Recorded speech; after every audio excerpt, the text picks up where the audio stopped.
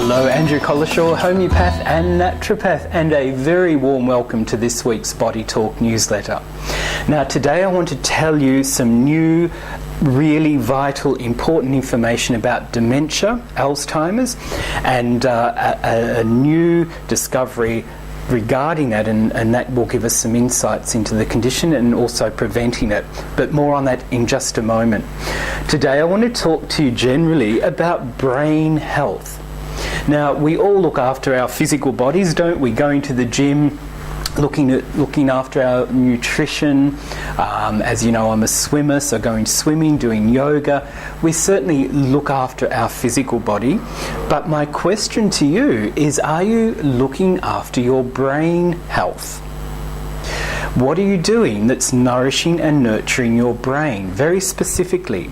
Now, when we talk about brain health, it's going to include physically what's happening in our bodies, because the brain is where all the nerves come from, obviously, and that has an effect from head to toe, basically.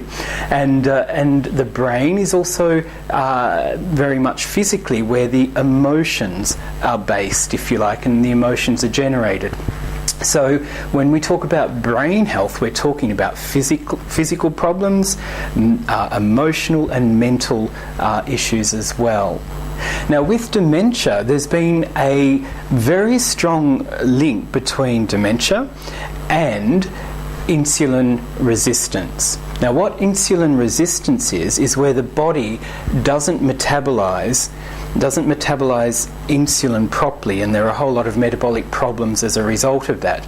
And diabetes is a major problem that can result of insulin resistance. Now, there's a massive increase in dementia in people who are diabetic. So that's a very interesting connection there. So there are also other connections that we see with dementia, and for example, general impaired glucose metabolism.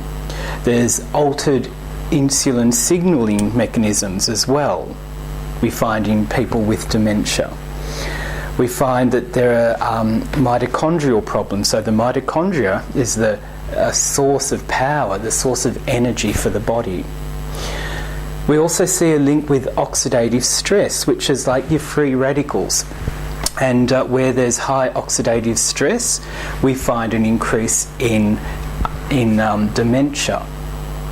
And in the body, we find general inflammation. Now, inflammation, obviously, as many people know, is a big factor in chronic disease. And we find that there's a lot of inflammation in the body in people with dementia. And one overriding factor in this is stress. Now, stress, for example, will cause free radicals, and that's where you get the oxidative stress and the inflammation that contributes in various ways. So when we're talking about mental health, stress is a big factor, a massive big factor, the way we deal with stress and our body's reaction to stress. So with dementia, we can see a very clear link between those things that I just mentioned then and the onset and the development of dementia. So in order to look after dementia and to help prevent and help minimise this, we've got to be treating our physical body and treating those things such as the oxidative stress of the body, which is your free radicals. And of course, diet is a big factor, but as I mentioned, our reaction to stress is a big factor as well. So looking after our emotional health, for example. So I hope that's not too complicated. It is really important. I guess at the end of the day, what it means is that when we're dealing with brain health, and specifically dementia as the example, we've got to be doing things to help the brain directly that you would think of, like doing various activities that stimulate brain function. But we've also got to be looking after our general health as well. So making sure that our general metabolism is working A1, and the way we do that it is by, of course, diet, nutrition, exercise, all those things that we know about. But also a really important one that I'm always going on about is treating illness and disease very carefully and effectively. Now, obviously, I use homeopathic herbal nutritional medicine for that, but when we're sick, when we're not 100%, we need to be treating that and supporting ourselves in a very careful, thoughtful way, so that we're not suppressing illness and disease, rather we're actually building our systems up. So a fair bit to think about there. You can listen to the video again if you didn't quite catch all of that. But the point is, brain health needs looking after our physical body as well, and that was an example of a link there to show you why that's important.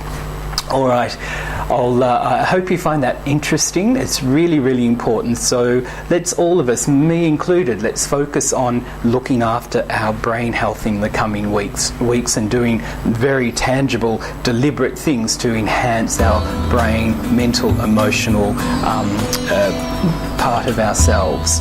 All right, I'll look forward to seeing you soon. Bye for now.